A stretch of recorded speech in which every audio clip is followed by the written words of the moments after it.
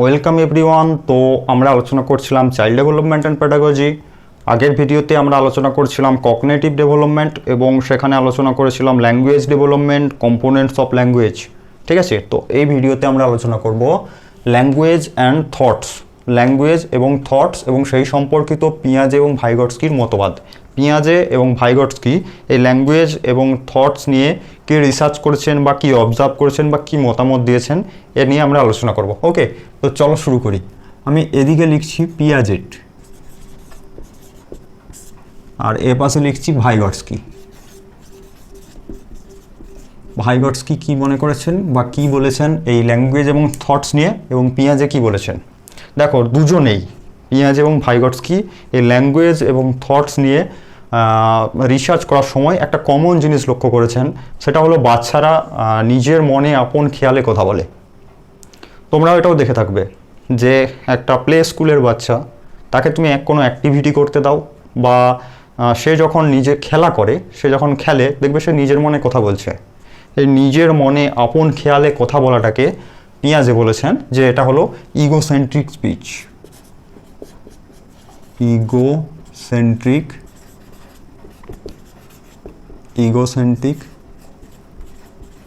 Speech. Egocentric speech মানে অহংকেন্দ্রিক বক্তৃতা। Egocentric speech মানে অহংকেন্দ্রিক বক্তৃতা। ভাইগটস্কিও একই জিনিস অবজার্ভ করেছেন। ভাইগটস্কিও দেখেছেন যে বাচ্চারা আপন মনে আপন খেয়ালে কথা বলে বা কথা বলছে। তো ভাইগটস্কি এটাকে বলেন যে এটা হলো private speech. Private speech. Private speech মানে ব্যক্তিগত বক্তৃতা।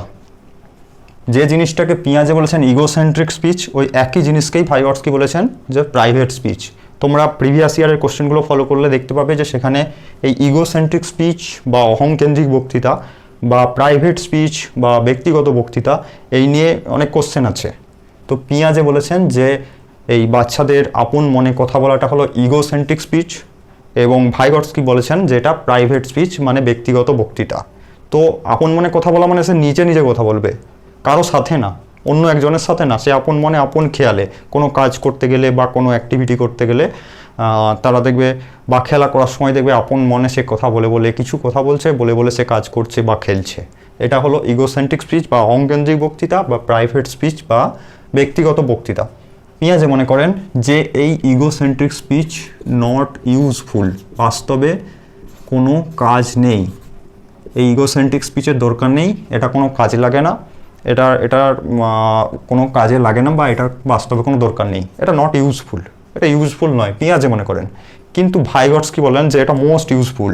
এই প্রাইভেট স্পিচ মোস্ট ইউজফুল, কারণ তিনি তার কারণও বলেছেন যে এই প্রাইভেট স্পিচের মাধ্যমে আমাদের থিঙ্কিং ডেভেলপ হয় বা আমাদের থিঙ্কিং রেগুলেট হতে সাহায্য করে। এই প্রাইভেট স্পিচ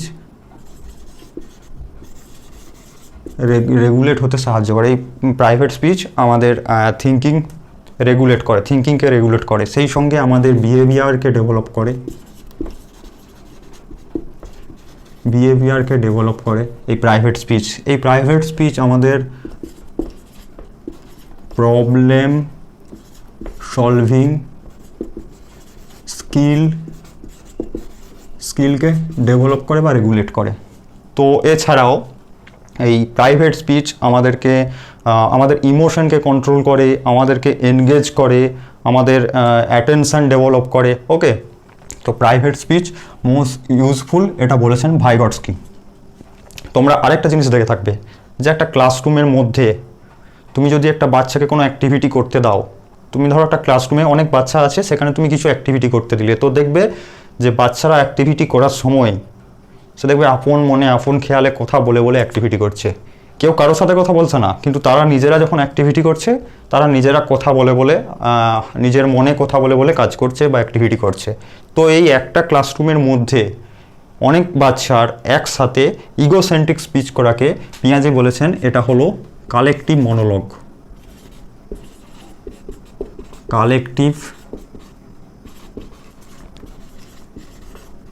কালেকটিভ মনোলগ, ঠিক আছে। তো আমাদের এই প্রাইভেট স্পিচ বা ইগোসেন্ট্রিক স্পিচ যাই বলো না কেন, তো এটা সারা জীবন চলে না। একটা সময় এসে এই প্রাইভেট স্পিচ বা ইগোসেন্ট্রিক স্পিচ কমে যায় বা বন্ধ হয়ে যায়। তো পিঁয়াজে বলেন যে একটা সময় এসে এই ইগোসেন্ট্রিক স্পিচ আমাদের সোশ্যাল স্পিচে পরিণত হয়, সোশ্যাল স্পিচে পরিণত হয়। এই ইগোসেন্ট্রিক স্পিচ মানে আপন মনে কথা বলাটা আস্তে আস্তে বন্ধ হয়ে যায় এবং আমরা কি করি, সোশ্যাল স্পিচ বলতে শুরু করি, সোশ্যাল স্পিচ শুরু করি, সোশ্যাল স্পিচ ডেভেলপ হয়। তো সোশ্যাল স্পিচ হলো একজন বাচ্চা আর একজন বাচ্চার সাথে কোলাবোরেট করা, একজন বাচ্চা আর একজন বাচ্চার সাথে কথা বলা। তো আস্তে আস্তে অ্যাপ্রক্স 7 বছর, তো এই 7 বছর সময়ে দেখবে ইগোসেন্ট্রিক স্পিচ আস্তে আস্তে কমে এসেছে এবং আমাদের সোশ্যাল স্পিচ ডেভেলপ হয়েছে। এবং ভাইগটস্কি বলেন যে না, ইগোসেন্ট্রিক স্পিচ বা এই প্রাইভেট স্পিচ, ভাইগটস্কি যেটাকে প্রাইভেট স্পিচ বলেছেন, এই প্রাইভেট স্পিচটা কমে যায় না বা বন্ধ হয়ে যায় না, এটা আমাদের অন্তরে থেকে যায়, এটা আমাদের মনে থেকে যায়। এই প্রাইভেট স্পিচটা আমাদের মনের ভেতরে চলে যায়, আমরা মনে মনে কথা বলি, মনে মনে কথা বলি, যেটাকে বলে ইনার স্পিচ, ইনার স্পিচ। ঠিক আছে, এই ইনার স্পিচ আমাদের মোস্ট ইম্পর্টেন্ট। এই ইনার স্পিচ আমাদের থিঙ্কিং রেগুলেট করে, আমাদের বিহেভিয়ারকে রেগুলেট করে, আমাদের প্রবলেম সলভিং স্কিলকে রেগুলেট করে এবং সেই সঙ্গে আমাদের ইমোশনকে কন্ট্রোল করে, আমাদের অ্যাটেনশন ডেভেলপ করে। আমাদের প্রাইভেট স্পিচ সেই কারণে অনেক হেল্প করে এবং সেই কারণে আমাদের প্রাইভেট স্পিচকে কি করা উচিত, এনকারেজ করা উচিত। ধরো একটা বাচ্চা আপন মনে আপন খেয়ালে কথা বলছে, তুমি বিরক্ত হয়ে তাকে ধমকে দিলে, এটা করা চলবে না, কারণ এগুলো আমাদেরকে সাহায্য করে। এবং পিয়াজেও বলেছেন যে সোশ্যাল স্পিচ ইউজফুল, সোশ্যাল স্পিচও ইউজফুল। ওকে, তো ভাইগটস্কি বলেন যে আমরা যখন জন্মগ্রহণ করি বা একটা নিউবর্ন বেবির মধ্যে ল্যাঙ্গুয়েজ এবং থিঙ্কিং এই দুটো জিনিস সেপারেট থাকে। বাচ্চারা যখন জন্মগ্রহণ করে এই ল্যাঙ্গুয়েজ এবং থিঙ্কিং দুটোই সেপারেট থাকে, দুটোই আলাদা থাকে। কিন্তু আমাদের যখন বয়স বাড়ে, বয়স বাড়তে বাড়তে কী হয়, আমাদের এই ল্যাঙ্গুয়েজ এবং থিঙ্কিং দুটো একে অপরের সাথে মিশে যায়, ল্যাঙ্গুয়েজ এবং থিঙ্কিং একে অপরের সাথে মিশে যায়। সেই কারণে আমরা ল্যাঙ্গুয়েজ এবং থিঙ্কিং একসাথে মিশে যাওয়ার কারণে আমরা ল্যাঙ্গুয়েজ ছাড়া থিঙ্কিং করতে পারি না। থিঙ্কিং করতে গেলে আমাদের ল্যাঙ্গুয়েজের প্রয়োজন হয়। ভাইগটস্কি বলেছেন যে আমরা ল্যাঙ্গুয়েজকে বাদ দিয়ে থিঙ্কিং করতে পারি না, ল্যাঙ্গুয়েজ ছাড়া আমরা থিঙ্কিং করতে পারি না। কিন্তু পিয়াজে বলেছেন যে আমাদের প্রথমে থিঙ্কিং হয়, তারপরে ল্যাঙ্গুয়েজ ডেভেলপ হয়। আমাদের প্রথমে থিঙ্কিং হয়, তারপরে ল্যাঙ্গুয়েজ ডেভেলপ হয়। এটা তোমরা ভালো করে খেয়াল করবে যে পিয়াজে এবং ভাইগটস্কি এই যে পয়েন্টটা, যে ভাইগটস্কি বলেছেন ল্যাঙ্গুয়েজ এবং থিঙ্কিং নিউবর্ন বেবির ক্ষেত্রে আলাদা থাকে, সেপারেট থাকে, ইন্ডিপেন্ডেন্ট থাকে এবং বয়স বাড়ার সাথে সাথে তারা একে অপরের সাথে মিশে যায় এবং সেই কারণে আমরা ল্যাঙ্গুয়েজ ছাড়া থিঙ্কিং করতে পারি না। কিন্তু পিয়াজে বলেছেন থিঙ্কিংয়ের ফলে আমাদের ল্যাঙ্গুয়েজ ডেভেলপ হয়, থিঙ্কিংয়ের ফলে আমাদের ল্যাঙ্গুয়েজ ডেভেলপ হয়। আমরা যখন কোনো কিছুকে প্রথমে দেখি, প্রথমে আমাদের কি হয়, আমরা থিঙ্কিং করি সেই ব্যাপারে, তারপরে আমাদের সেই সম্পর্কিত ল্যাঙ্গুয়েজ ডেভেলপ হয়। ঠিক আছে, তো কোনো কিছুকে দেখে আমরা প্রথমে চিন্তা করি, তারপরে আমাদের সেটার ব্যাপারে ল্যাঙ্গুয়েজ ডেভেলপ হয়। তো কোনো কিছুকে দেখে আমরা প্রথমে থিঙ্কিং করি, আমাদের থিঙ্কিং ডেভেলপ হয় বা আমাদের থট ডেভেলপ হয়, তারপরে ল্যাঙ্গুয়েজ ডেভেলপ হয়।